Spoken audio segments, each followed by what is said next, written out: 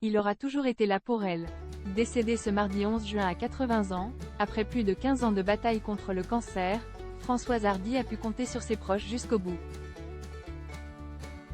Et notamment sur son mari Jacques Dutronc, éternel complice. Le couple, qui était séparé mais qui n'a jamais divorcé, a pu profiter de derniers instants ensemble, selon certains voisins qui ont croisé le chanteur.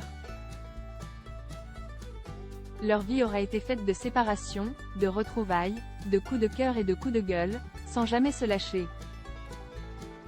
Alors que Françoise Hardy s'est éteinte ce mardi 11 juin après une dure lutte contre la maladie, elle a pu compter sur ses proches pour l'entourer jusqu'au bout.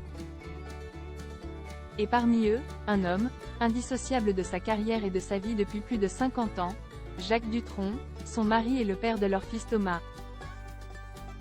Un chanteur dont elle s'était séparée il y a plus de 25 ans, mais dont elle n'a jamais divorcé. Restés très proches, tous les deux se parlaient d'ailleurs très régulièrement et c'est naturellement que le chanteur a passé ses derniers jours chez son ex-compagne, comme l'a révélé une voisine de Françoise Hardy pour nos confrères du Parisien. Révélant avoir croisé 2 semaines avant la mort de la chanteuse, Jacques Dutronc entrant dans l'immeuble, elle aurait compris que quelque chose n'allait pas.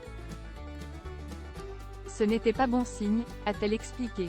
Avant que notre voisin ne nuance, la présence de Jacques Dutronc auprès de celle qu'il avait rencontrée en 1967 n'était pas la seule source d'inquiétude, l'état de santé de la chanteuse s'étant grandement détérioré depuis quelques mois. Françoise Hardy entourée de ses proches. Françoise Hardy entourée de ses proches. Tout le monde savait que ça allait arriver. Ça fait quelque temps qu'on ne la voyait plus, a-t-il expliqué. Appréciée de son quartier, qui parle d'une femme discrète, simple et polie, la chanteuse s'est finalement éteinte entourée de ses proches selon un de ses amis de longue date, le chanteur Étienne Dao. Des proches parmi lesquels se trouvait donc sans nul doute Jacques Dutronc.